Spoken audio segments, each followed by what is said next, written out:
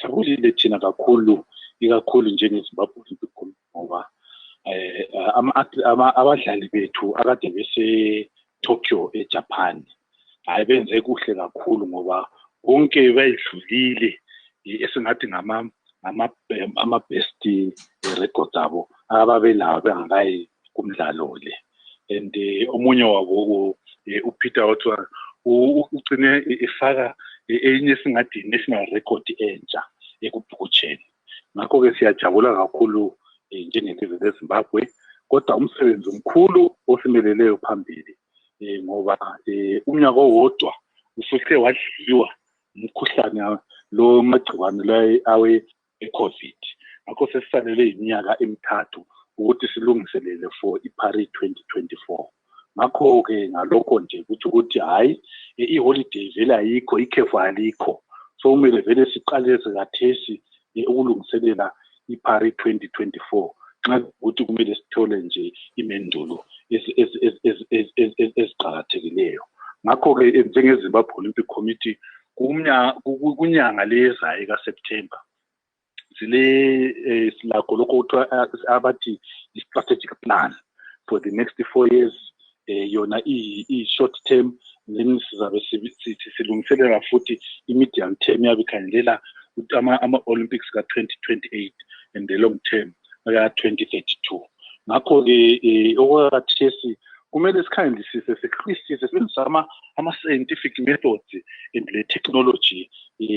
le research ukukhangela ukuthi esikwenzileyo kusithethe kwasifikisa ngathi ngakho ukuthi siqhubeke from lapho esikhona kathethi siya phambili sizenza njani ngakho ke okusobala ukuthi abadlali bethu kumele sibasekele kakhulu ngezimali ngemicimbi yokusebenzisa ukulungiselela imidlalo yabo echiyeneyo ngakho ke silamazwe anjengabo South Africa eMzansi lapha abalama high performance centers yike sikhalele khona ukuthi hayi kumele sibe labudlelwane babo ukuthi sigijimisele abadlali bethu khona ngale ukwenzela ukuthi sibasukise kulapha abayikho khona esigaba esikhona sibakhweze ukuthi bebe lawawo amandla ukuthi hayi benganqoba kumidlalo ebuya e2020 Olympics njalo futhi kuyamele ukuthi sikhalele ukuthi njengeZimbabwe Olympic Committee singazama ukuthi sidinge izimali ezithize ukwenza ukuthi singezelele kuloko kade silakho ngoba siyakwazi ukuthi khona besilabadlali abahlanu kodwa ke kungaba ngcono ukuthi nxa singaba labadlali abangamachumi amahlanu kusiya phezulu hayi wenza ukuthi kube lehlonzi ebadlalini sibahambisa imidlalo lephezulu ubona ngani khonokho lingakwenza njani ukuthi lidinge babe banengi abadlali kulokuthi lihambise kuphela abahlanu kambe kusekelwa njani le mali iyatholakala yini amafitshane khona umsebenzi lo singeke siubeke kuhlandla elilodwa umsebenzi lo kumele siubeke kuwo nama-athletes kuma-clubs abadlalelayo kuma-national federations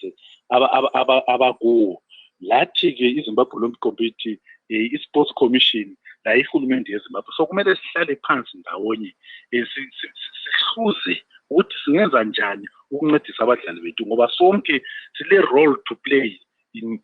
in the development yama-athletes ethu la so kuqakathekile ukuthi sikhuthaze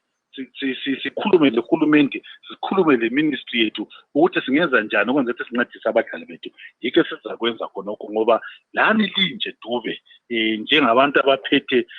eze-information lani lile role yethu okumele liyidlale eyiyona leyo yenzayo kathesi ukuthi lazise usapho lokho leZimbabwe imbambeko esilazo njalo futhi la iZimbabwe jikelele ila ihlanzo omele lenze lama private companies okumele ancedise ukwenza ukuthi sikhupheke njengelizwe sindawonye